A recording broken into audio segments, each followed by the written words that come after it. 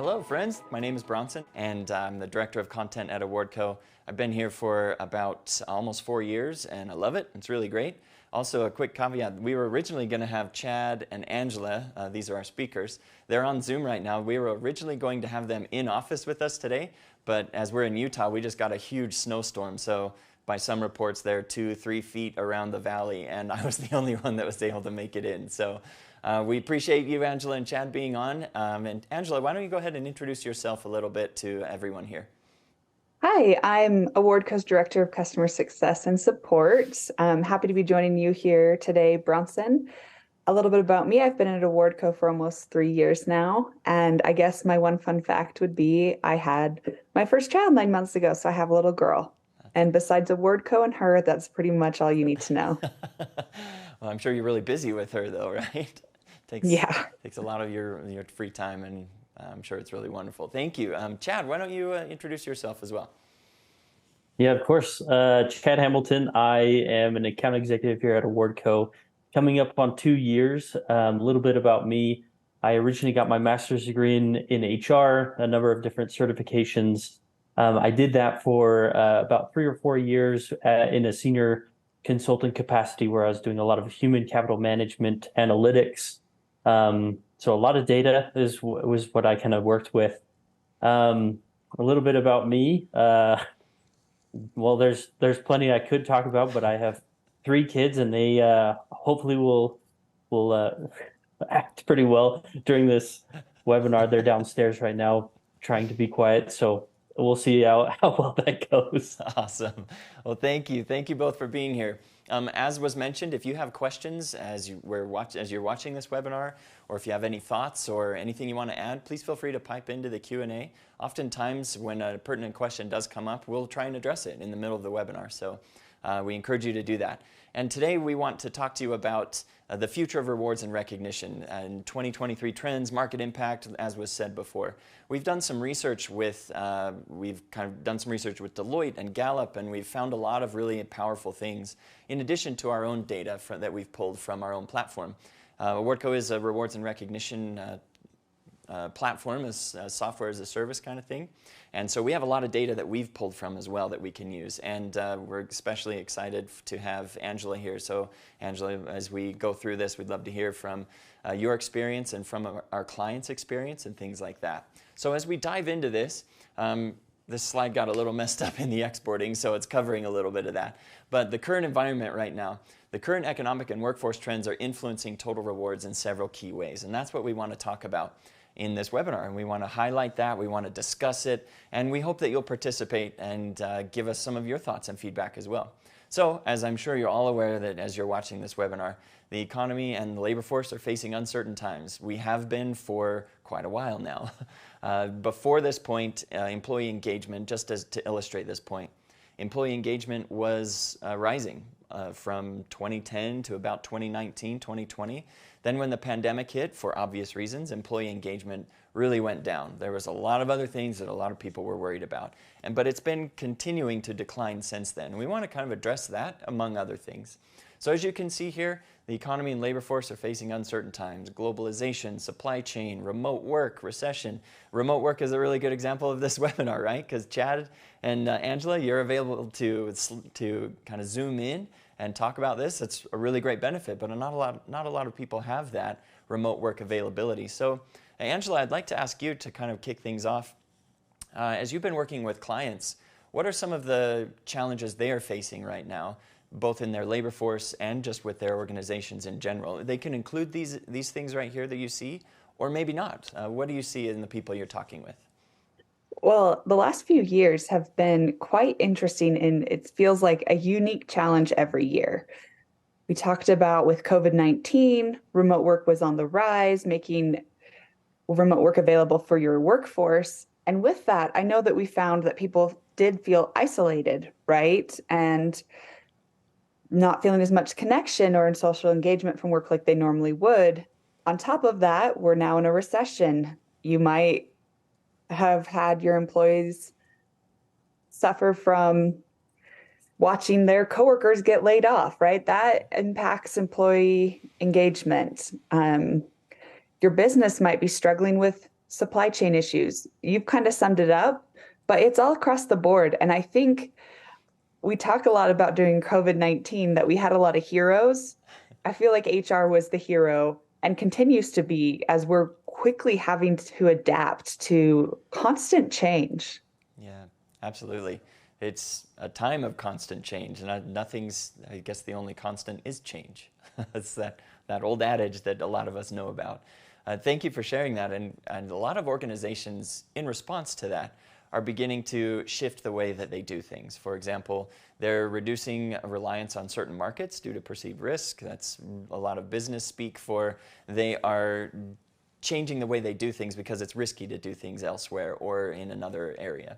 We're diversifying supply chains and boosting redundancy.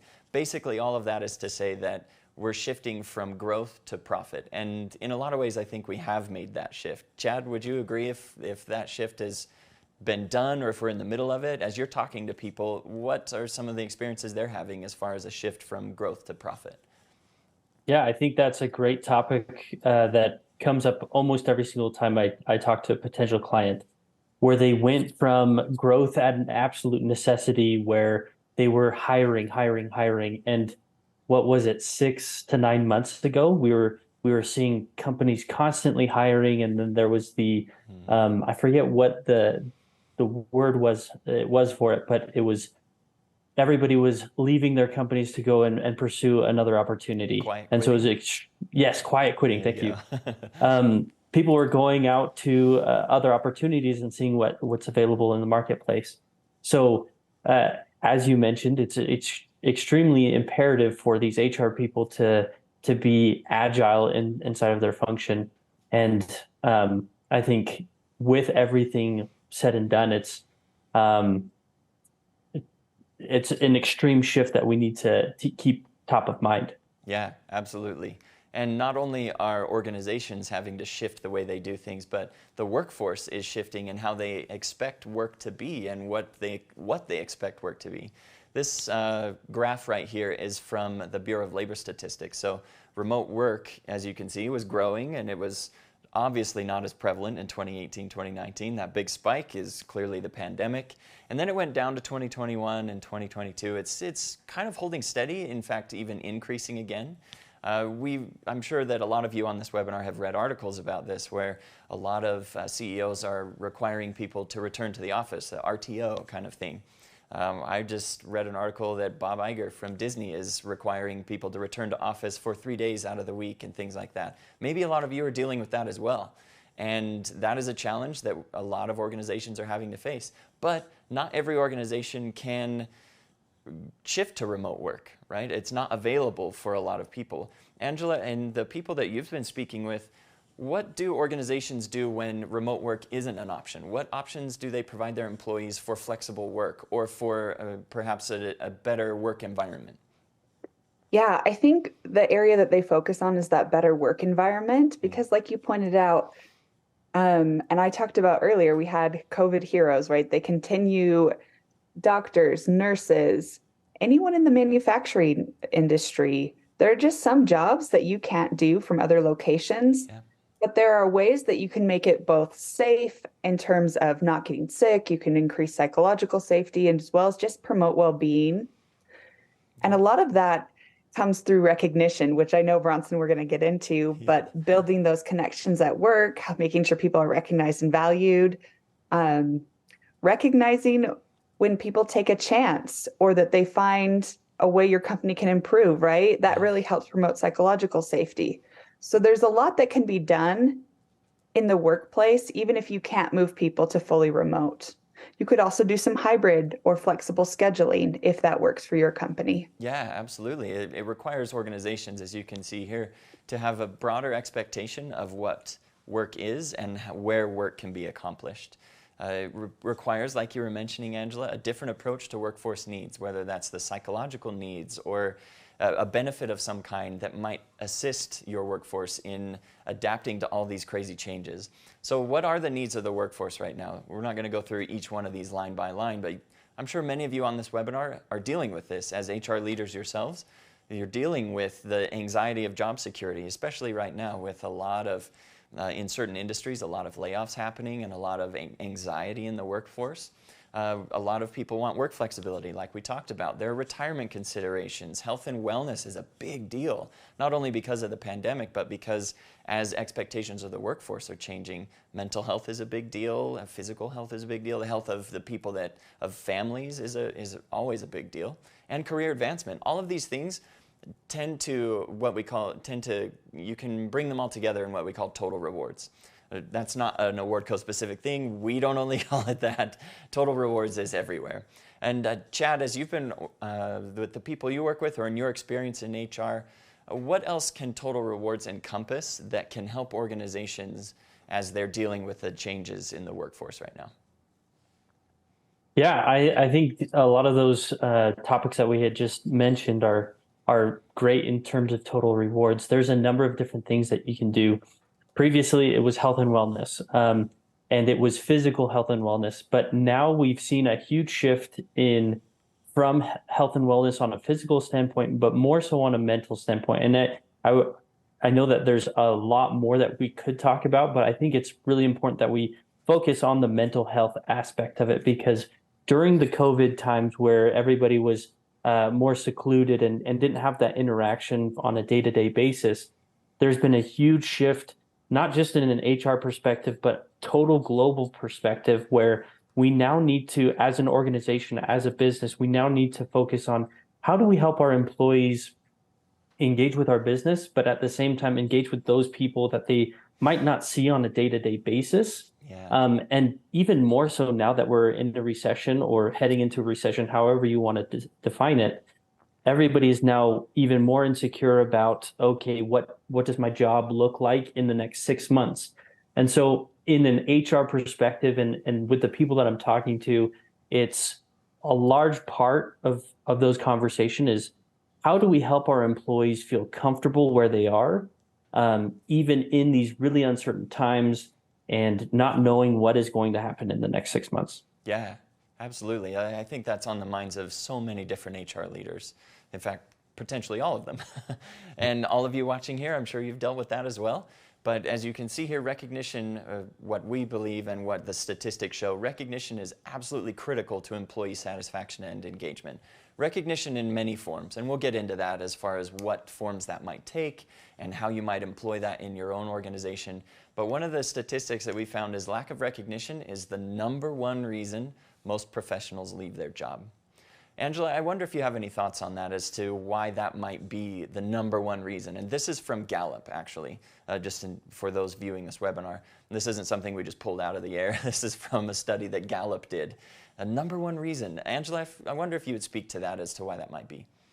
I think everyone wants to know that what they're doing contributes to the company's mission and also is seen and known by others. I think a big part of this too would be that my generation and even younger generations, we get a lot of purpose and value from work. And so you want your identity and that purpose and your value recognized by others. You want to know you're contributing. Mm-hmm. Absolutely. I often go back to the analogy that if the people that you love and that you're around most often, your friends or your family or your partner or whatever, if they don't recognize you on a somewhat regular basis, and if it's only on your anniversary or a birthday or something, that can feel a little disheartening. And I think that it's not that the workplace has to be like best friends or that kind of a friendship. Obviously, it can work really well if it is. But if we only recognize those we care about or appreciated them on a, once or twice a year on a holiday or something, I don't know if that friendship or that relationship would be as strong. And I think that can apply exactly to our employees as well. And a lot of times, when we'll get into this in a little bit, the organizations are like, well, I just don't have the time. I don't have the ability to appreciate my employees as often as I might like. There are ways that we're going to go through that might help you do that in just a little bit. So what we found in our own data is that recognition, talking about recognizing or appreciating, synonymous in this respect, many organizations only do that once, twice, maybe 3 times a year. In fact, the average that we found is that it's twice a year, most times people will get recognized, often less than that. And that is usually a holiday program, maybe a birthday or a service anniversary. So we also found that our own data suggests that a lack of recognition leads employees to jump ship or to resign in January and February. So we found that recognition or appreciation or whatever you want to call it will peak in the later half of the year. And so holiday programs, anniversaries, I often have heard of, and Angela, I wonder if you can speak to this, Chad as well, organizations that will wait to recognize all those that had a service anniversary until the end of the year. It is easier that way. Logistically, it makes absolute sense. But if you wait that long and all this recognition happens, then when January comes, everybody got their bonus and everybody's excited about it, and then they go to another place, and so your retention just drops off the map, you know? And Chad, I wonder if you have experienced that in the people that you've been speaking with or in your work in HR.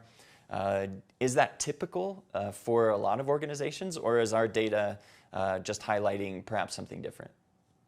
No, I think you nailed it on the head. It is very typical of a lot of organizations. And logistically, like you mentioned, it is the easiest thing to do.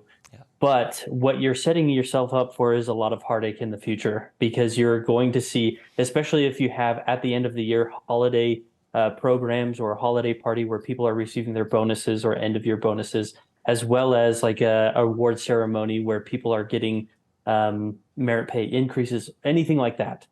You're setting yourself up for a lot of heartache and a lot of work come January, February, because those people are going to be leaving. And to kind of go along the lines of what we mentioned before, where as working professionals, we're putting 40 plus hours a week into this business, where in the case where we're recognizing towards the end of the year, we're treating our employees more as a transactional type of relationship. But in all reality, we need to treat it as an interactional relationship where it's reciprocated, right? So on their actual birthday, rather than the end of the year, or on their actual service day, we should be recognizing them on that day.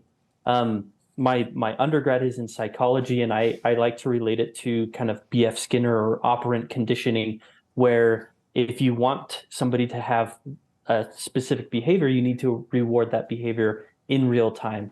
And as Awardco's platform is designed, that's what we're exactly the exact thing that we're trying to achieve is anytime somebody does something great, we want to recognize them in that time.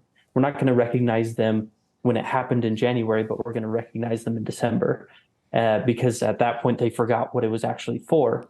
So long-winded way of saying, yes, that happens.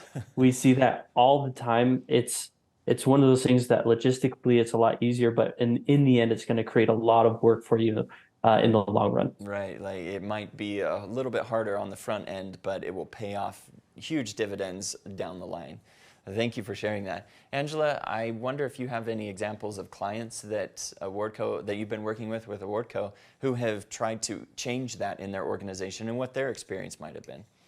Yeah, Bronson, thanks for that lead in, because I was just thinking the end of the year is also a little bit easier to recognize at home, at work, in your social groups. Yeah. It's Thanksgiving, right? People do gratitude campaigns. A lot of our clients do. You're leading into the holidays where there's a little bit of an expectation that your company will say thank you at that time. And so I think the clients that are most successful are kind of mindful of our goal is at least 4 touch points in terms of recognition with our clients. That's kind of our baseline. And then I would recommend doing a campaign and keeping it top of mind as you go into January. I know there's a lot of strategy and goal meetings, but also how do we make sure managers know we still want you to recognize your employees? We still need to retain talent. Yeah. We're not wanting to lose those that we have. So I think you're right, Bronson. Coming up with what works with your company. Maybe that's something for Employee Appreciation Day that you do a certain campaign and this is what it will look like. But there's a lot of ways to be successful. I'd say the main thing is keep it top of mind and cater it to your company. Yeah, I love that. Thank you for sharing that. That really leads nicely into this, where organizations with recognition programs have 31% lower voluntary turnover than those without. So a recognition program can be there are so many different varieties of recognition programs. Angela, you just brought up, Employee Appreciation Day, or there's certain campaigns you can run. There are incentive programs. Chad, I wonder if you might also add to what Angela said, as far as what programs or what can people do in order to keep recognition top of mind, like Angela mentioned. Yeah, you can let your imagination run wild. So one that is top of mind at this current moment is inside of Awardco. One of our not core values, but our purposes is to recognize the good. And what better way to recognize the good than to put it in our platform, create what we call an earn program where people can earn points based on certain incentives or certain criteria. And in this case, what our leadership decided was like, hey, why don't you recognize the good or do an act of service for your neighbors and shovel their driveway for them? Because it is outrageous how much snow we got last night. And that's why we're working remote. You know, Yeah. a Chevy Cruze doesn't do that great in the snow. So that's why I'm at home. But it's one of those things where it says in that program, it says upload a picture of you shoveling the snow for one of your neighbors. And by doing that, you can earn 10 points. Really basic. It's not like life-changing money or anything like that, but it's a cool little item where people can feel engaged and saying like, wow, my company's doing something and incentivizing us to do great things in not just the workplace, but also in our environment. And so you can, again, let your imagination run wild. This is a time for you to be creative. And so that's one example of how you can kind of create customized programs to fit and cater it, like Angela said, to your company. Yeah, absolutely. Thank you for sharing that. I haven't shoveled my neighbor's walk yet, but you know, I'm more incentivized to do it now. This also leads into this, that organizations with sophisticated recognition programs are 12 times more likely to have strong business outcomes. This is from a Deloitte study. Now, 12 times is just astronomical. I think that if we could get 12x on any sort of return, if you could get that in a financial market or in a behavioral setting, that would be incredible. But recognition and rewards have this kind of benefit. And a strong business outcome can mean many different things for whatever it might be for you. Strong business outcomes in this case refer to better productivity, a reduction in turnover, better retention, better engagement, things like that. And again, this is all from Deloitte. They did a pretty lengthy study where they found that this was actually a really impressive outcome that a lot of people might be overlooking, perhaps because of the simplicity of it. But here where it says sophisticated recognition programs, Angela, I wonder, in your mind, what is a sophisticated recognition program versus what isn't? And is sophisticated, is that synonymous with complicated? Because in my mind, I hear that and I'm like, ooh, yeah, that's going to take a lot of time. That's going to take a lot of planning and strategy. But what do you think about that, Angela? I don't think it needs to be complex, but I would say on the strategy side, to me, a sophisticated program has a purpose and it's accomplishing that purpose. I know, Chad, that you've mentioned this, but with tying it to the values or the behaviors you want to see with our example at Awardco, I think for each type of program you're running, you should have a purpose, whether that is building relationships amongst the team and then cross-functionally, building relationships with the manager. We've been talking a little bit about resignation, and you know how people say you leave your boss, not the job. Yeah. Making sure that you're recognized could make a lasting impact there. Yeah. And just increasing engagement and experience as well. So I'd say mine for sophisticated means you've thought through what you want your program to do and how you want to apply it to your company. And then I guess I'd say you're finding a way to measure that impact, but it doesn't have to be complicated or complex. Yeah, measurement of recognition is something that I'm sure you speak to a lot, Angela and Chad as well. Being able to measure the impact is something that is consistently a challenge for a lot of HR leaders, measure engagement or measure the impact of a certain program. And we'll get into that a little bit as to how you might be able to better measure that, how you might be able to prove the outcomes a little bit more. And I love how you said, Angela, that it doesn't need to be complex as far as what you measure. It can be in terms of number of recognitions, for example. We've used that a lot, and number of recognitions goes up, then more people are recognizing, there's better communication, there's better teamwork and things like that. So I appreciate you saying that. Thank you. One other thing that we found is that recognition from peers is lacking. So there's a lot of recognition programs for, say, a birthday or an automation for a service anniversary, but a peer-to-peer program can often be lacking. And there is perhaps a lot of programs out there for a manager to peer, like you did a great job here, this was a great project. And those things are absolutely necessary and valuable. I don't think either Angela or Chad or myself are saying that they're not. But recognition from peers is something that has an impact that is relatively simple and doesn't have to be monetary. Chad, I think, if I remember right, you have or had a story about recognition from peers and how it impacted your own work life. I apologize if I'm teeing this up wrong, but I remember it from the last webinar that we gave. And maybe you can share that story one more time. Yeah, for sure. I'm assuming it's the one about the one who had cancer. Is that the one? Yeah. Okay. If it's not, then I'll tell that story either way. I think it's both that one and then another one about your own, like where I think you had one of your kids. You just had one of them, and I'm happy to share both stories. Both. I love telling stories, so I'll tell both of them. That's fine.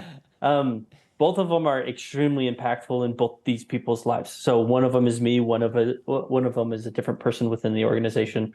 I'll start with me because I'll get that out of the way and then talk about how it impacted a different person. But so one of them that has impacted me, and when it comes to a peer-to-peer recognition, and it doesn't have to be manager. We're not saying that it has to be manager, but in a peer-to-peer context, to set the stage, my wife and I, on our way to have our third baby, ran into a ton of different complications. Nothing that we could foresee. It happened in the hospital. Long story short, his heart wouldn't work, his breathing didn't work, and then he had to do these extreme treatments so that inside of the NICU to keep him alive.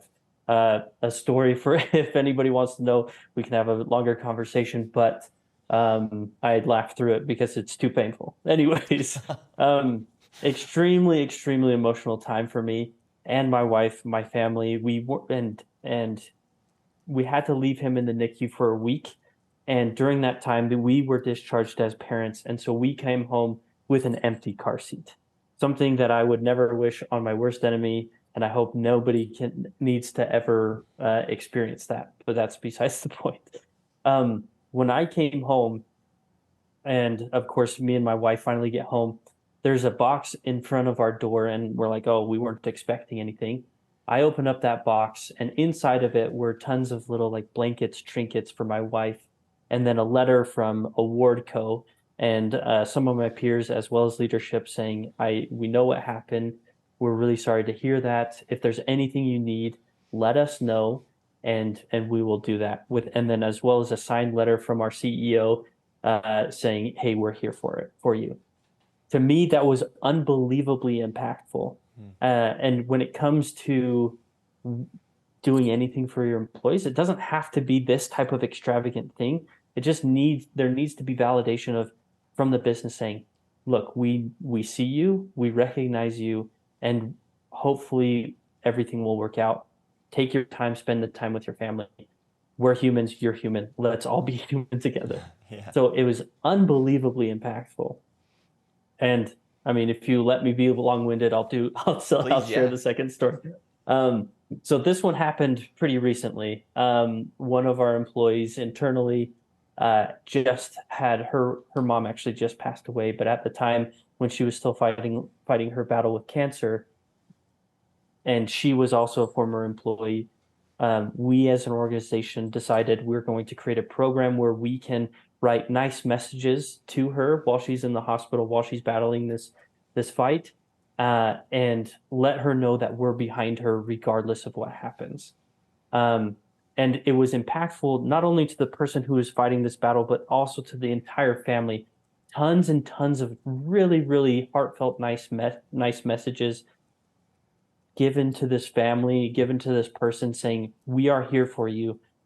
It's one of those things where as a business, sometimes we look at the data, we look at our bottom line, but in all reality, we are all still human.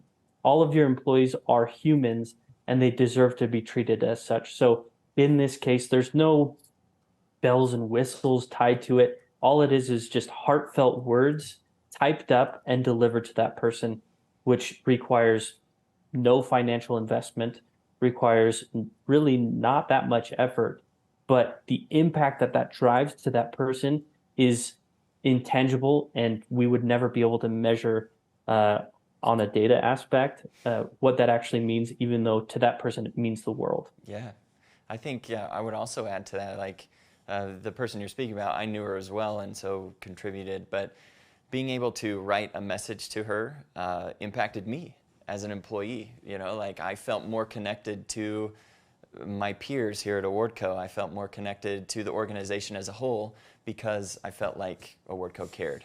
Not just about me, you know, but about somebody else, and that they would send out a rallying cry to kind of get everybody together. That really meant a lot as someone who participated even. So I appreciate you sharing those stories, Chad, about how recognition can impact people in ways that often aren't immediately noticeable or perhaps as easily measured, maybe. But as you can see on this slide here, why recognition is critical.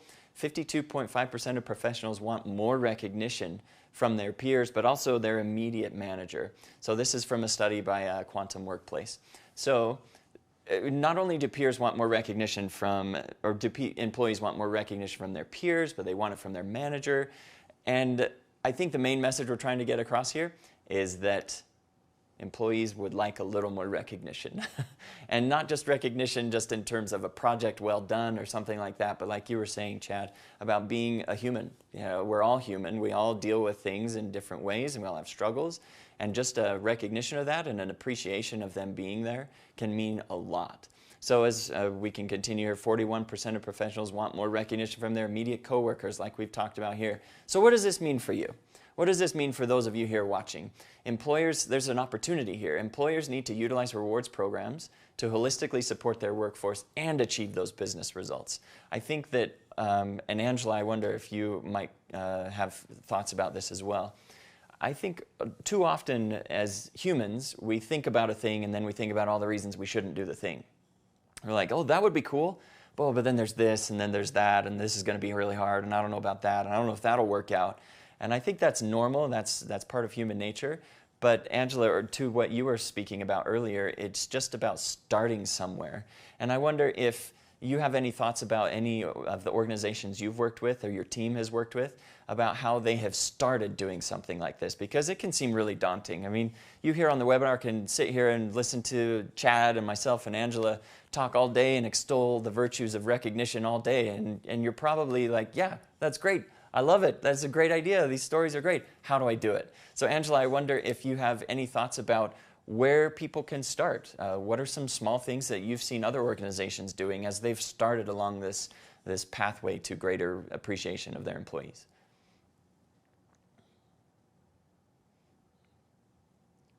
Did we lose her? I think she's muted. Oh, Sorry. okay. Wow. You know, all this time with remote work and I left myself on mute, but I wanted to start with peer-to-peer programs because we were talking about you wanting that recognition from those on your team. It helps build relationships with your remote workers and your in-office workers, as well as cross-functionally. And I think sometimes we think, I'm going to have to go to my team and get budget for this, right? Like, I'm going to go have to make a case on top of everything that's going on. But really, peer-to-peer can be extremely successful, even without a monetary aspect to it. And in fact, I think the majority of our customers run a peer-to-peer that's non-monetary. And if I were going to roll this out, I would go to those that have maybe been great helpers on other initiatives, right? They care about the culture of your company. Pick some of those champions. You could even start small with one department, share that success, and then roll it out more globally. But I think sometimes we feel limited or trapped in a box that we kind of put ourselves in because we think we're going to have to ask for a huge amount of budget to be able to make an impact. Yeah, absolutely. I think a lot of times that's what it comes down to in the business world is, do we have the budget for this? But maybe we can think about it like you mentioned in terms of, do we have the ability to just make a small impact somewhere to maybe take that and grow it a little bit larger? That's a great viewpoint. Thank you. So we want to talk now about shift into talk about the workforce value proposition. We've hit really hard on recognition. We've hit really hard on how employees want that and what we can do to give them that and be a more supportive workforce or a workplace. So the workforce value proposition right here, as we talk about it and as Deloitte talks about it, this is where we got this from, is from Deloitte, that the workforce value proposition is what does the employer bring to the relationship and what does the employee bring to the relationship, right? So there are gaps in the current workforce value proposition. There are a lot of things that we can improve upon. So we're going to highlight those gaps, and then we're going to talk about what can you do to maybe improve those a little bit in your organization. Again, those incremental improvements. So we're going to talk about rewards. This is a current gap. Rewards in most organizations aren't super amazing. And that's not to say that they still aren't valued, because any kind of reward is still valuable. But sometimes, perhaps unknowingly, we might give an award to an employee that might have the opposite effect, where we give them something that they didn't ask for, they didn't want, and it makes them feel devalued. One time I was working for an organization that gave me something for a project completed, and it was a windbreaker, a 2-year-old windbreaker from the company summit 2 years ago, when I wasn't even working there. And I was like, and it was an extra large. I don't wear extra large. And I was still grateful, obviously, but it had the opposite impact on me, where I was like, they clearly don't know me and they don't care about me. They're just like, yeah, whatever, we'll just give you this windbreaker. So it can have the opposite effect. So Angela, I love how you said earlier about just having a goal and having just even a minimal strategy. And I wonder if you might add to that as well. As far as rewards go, how can organizations improve rewards? Yeah, definitely allow for choice. I think you'll hear that from all of us over and over, because one of the things I like is some of our most redeemed items, sometimes it's clothing for children or diapers, right? Or toys. That's both from parents, grandparents, aunts, and uncles. How cool to be able to say your company helped you provide that, especially around the holidays. The other thing I think is you have a strong chance to build your culture around what you're able to give in rewards. So Bronson, imagine if instead of an extra windbreaker, they let you pick from a variety of branded items, or if we were manufacturing something ourselves, you could get that at a discounted price. Yeah. Awardco supports charities in a variety of ways, but if we were like, we are partnered with this one specific charity, we could also tie that into a reward. So there's just so many ways, I'd say, to customize your rewards to help you achieve your goals and to build your culture. Yeah, and I love that you brought that up. Like, there's so many different ways you can do that, but it doesn't necessarily need to mean more budget. You can take what you're already doing and make it more effective. And Chad, as you're talking to people as well about this, thank you, Angela, by the way. Chad, as you're talking to people about this, is budget a concern when they're talking about rewards and how they can reward people? And what are some of the concerns that you're hearing people talk about? Yeah, budget's always going to be a topic of conversation, regardless of where they are in the economy. If there's a recession, if there's not a recession, there's always budget as part of the conversation. But the great thing about this, and especially when it comes to an all-encompassing rewards and redemption network, is that budget is typically a lot easier of a conversation, because it's not like upfront cost that they need to absolutely deliver.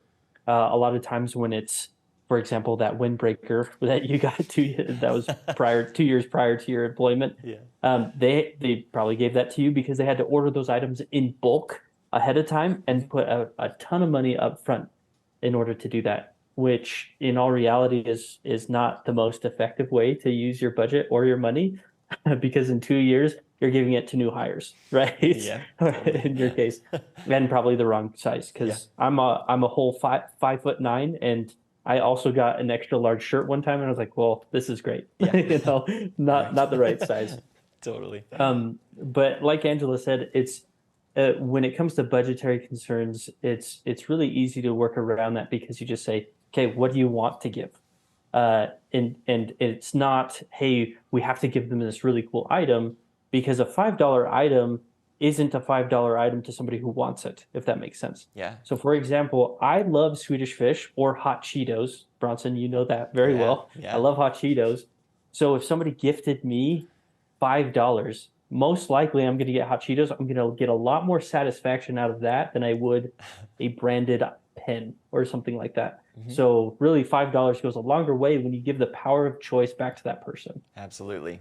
Love that. Thank you for highlighting that gap in rewards. We're going to highlight another current gap in the workforce value proposition about talent investment, how you can enhance the potential of your employees all along their journey. So we talk about the employee journey a lot. There's a lot of different touch points that you can have. And depending on who you talk to, the employee journey can be anywhere from like 5 steps to maybe even 10 or 12.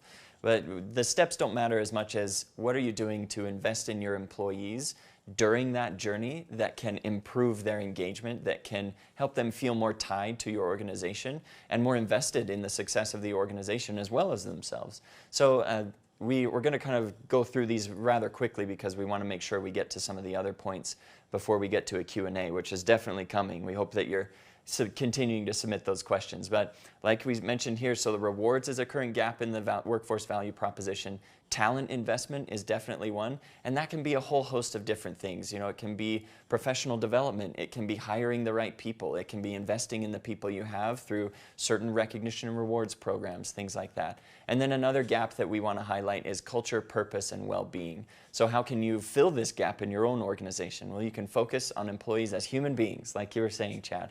We're all human beings, right? As much as maybe we might feel like it sometimes, we're not drones, right? We can't just be emotionless creatures. And so we want to highlight and focus on employees as human beings to gain that competitive advantage from employees. Angela, I wonder if you have any thoughts on how highlighting it or how focusing on employees as human beings can have a business effect.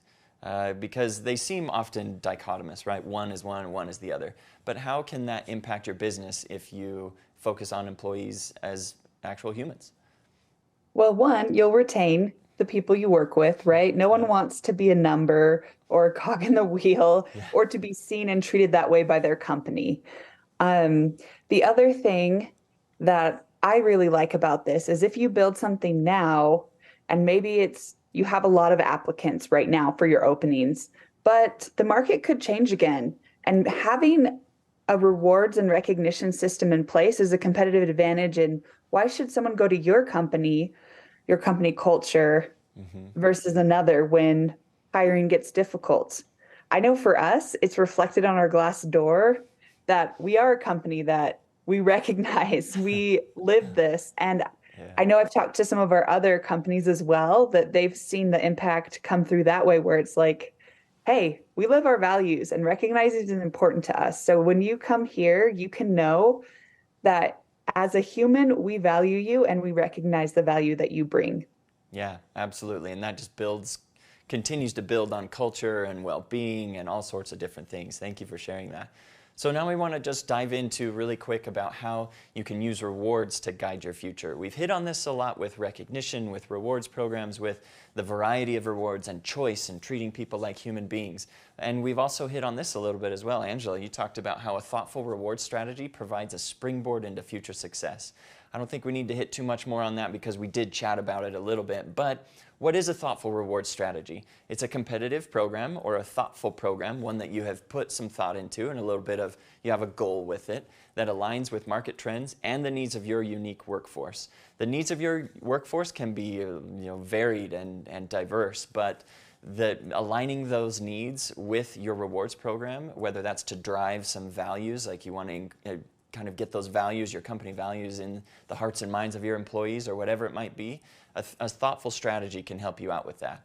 So thoughtful strategy and then data and technology to measure effectiveness. This is what earlier we were talking about how to measure, and we said we'd come back to this. That's right here. Using technology to gather actionable data and measure success of total rewards is key to providing the most effective experience. If you do something and you don't measure it, how are you going to know if you improved it later? Chad, I wonder, what do you think about this as far as how can organizations better measure their effectiveness of their rewards and recognition programs? Yeah, great question. And I love this because it relates directly back to a lot of my former experience as an HR consultant. And so when I was doing HCM analytics, one of the biggest things that we'd look at is employee performance along and paired with a number of different factors. But one of those things would be our employee satisfaction survey. And what I love to do is take data sets and compare them and how I can relate them. In this case, with Awardco, it's one of the best things that we can do is measure the success of, or I should say, the engagement within our platform. How many people are recognizing? How often are they recognizing? Are they spending their points? If they are receiving points, whatever data points that you want, we'll collect all of that for you. And then you can compare your employee satisfaction survey and kind of create I always called it a Frankenstein data set. And you can actually see how they're comparing. If somebody has a low engagement score in Awardco's platform saying they're not recognizing, they're not spending their points, they're not being recognized, you can have conversations with their managers, and that's another topic. But you can create all of these data sets and use that to really drive those business outcomes that you're looking for, whether that's engagement, whether that's engagement with the platform or employee performance. But you can use all of these data sets that you're collecting. And with Awardco, it's just another tool in your tool belt as you become more agile as things are ever changing. Yeah, I love that you said that. It's almost like a health metric, right? You can measure the health of even down to an individual employee. What are they being recognized for? Which company values are their recognitions tied to? Where are some areas of improvement, or team health, or overall organizational health? I love that. Thank you. So just to kind of drive this home, thoughtful reward strategy, data and technology to measure effectiveness, and then operations and delivery efficiencies, automating things where you can, and et cetera, things like that. Angela, do you have any thoughts or examples of how organizations have improved their operational and delivery efficiencies as far as total rewards go, or appreciating employees?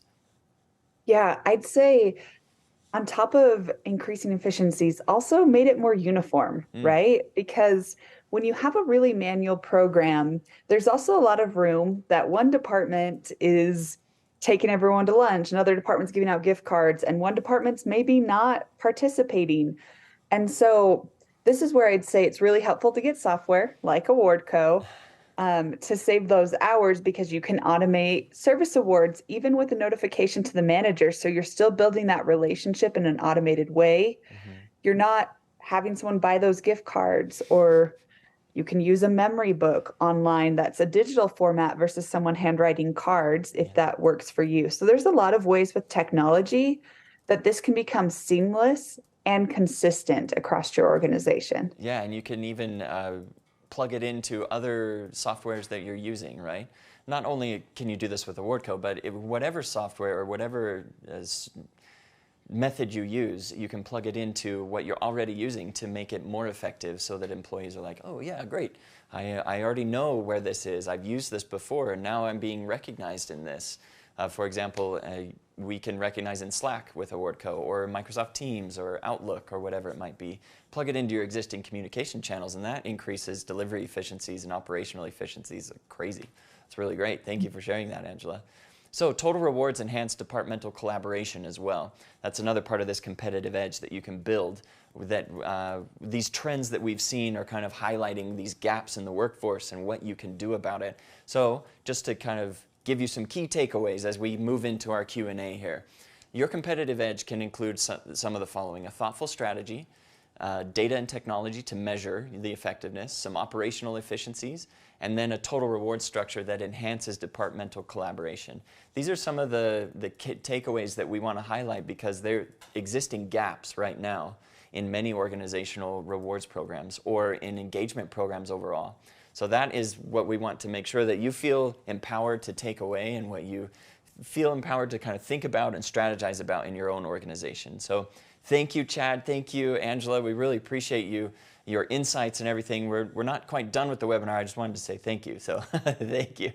But we're going to hop into a little bit of Q&A now. And please continue to submit your questions. We want to answer as many as we can. Pitch them to Angela and to Chad, our subject matter experts here. So I'll just read these off and then we'll go from there. So this question is, when you're talking about recognition or employee appreciation and recognizing going about above and beyond, how do you maintain this on an individual basis to happen consistently? Or how do you set parameters? How do you balance not saturating recognition and making sure the recognition is meaningful and impactful? So there's a lot of different questions there. Let's start with the first one. How do you maintain appreciation and recognition on an individual basis to happen consistently? Chad, or Angela, whichever one of you wants to kind of address that one. Yeah, I can speak on like what we talk about to clients or potential clients on a day-to-day basis. But and Angela, feel free to chime in, especially if you have something different.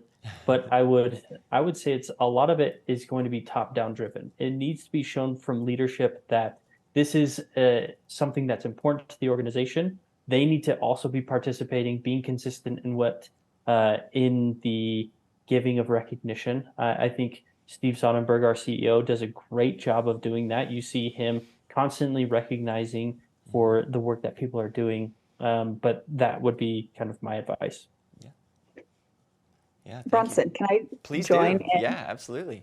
And I was going to say, and I feel like I've been probably repeating this too much, but if you want executive engagement, I would also make it as easy as possible. I know I've worked with companies where we set their executive assistants up as delegates for those individuals, right? Because if there was going to be a handwritten card, it would have been done by the executive assistant. And so they've given the executive assistant the ability to engage and like show them recognitions and bring things to their attention or approve them. So I do think if you want people to be involved, make it as easy as possible.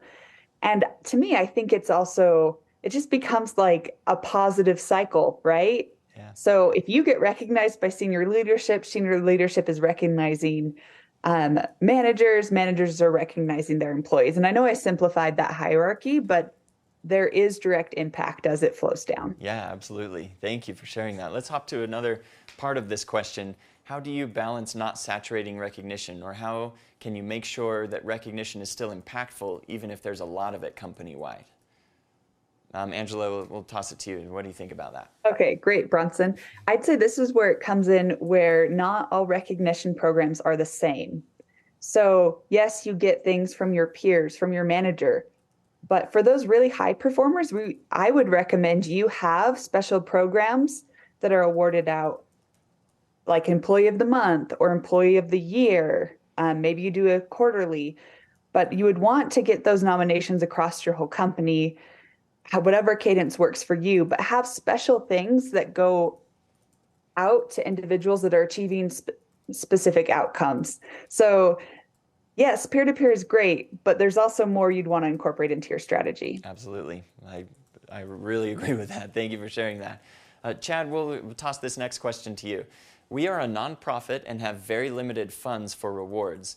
We do in-office lunches once per month and service awards. But what are some other low-cost ways of recognizing employees without gifts? Yeah, that's a fantastic question. There's no real reason why you need to do things monetarily. I think that's probably the unsung hero in any rewards program, is there doesn't have to be a dollar amount tied to anything. If you want to recognize your employees, lunches are great, or in some cases, doing it just a company-wide meeting and showing some of these recognitions goes a tremendous way. One of the things that we do internally is every single week for our weekly company-wide meeting, we show some impactful recognitions. That's a great way to make people feel validated in the work that they're doing. So there doesn't have to be monetary ways to do it, as long as it's just being done. Yep, absolutely. Thank you. This next question, I actually might know this, but I'm interested in, Chad, your thoughts, and Angela, yours as well. Do you know what the most popular reward item is in your platform? And we've done some research on this. Occasionally we will put out a blog that's like the top 10 most redeemed items in this time period. And it is Apple AirPods are Oh, the yep, most that's what I was popular. going to guess. Yep. Apple Yeah, AirPods followed are closely by hot Cheetos, right? followed closely by hot Cheetos, yes. But Apple AirPods are far and away the most popular item redeemed. So good question. Here's another question. Do you feel employees value gift cards more or less than something personal, such as diapers, a windbreaker, or a personalized cup? Our thought process is they can utilize the gift card any way they choose. It's versatile. So do employees value gift cards more or less than something personal? Angela, what do you think? So I'd say gift cards are always great because they allow for choice, right? But if you know the personal item to get for someone, that's also really great, but it's more risky, right? So hopefully I know you well enough, Bronson, that I get your right size when I buy you a windbreaker, or maybe I don't buy you a windbreaker.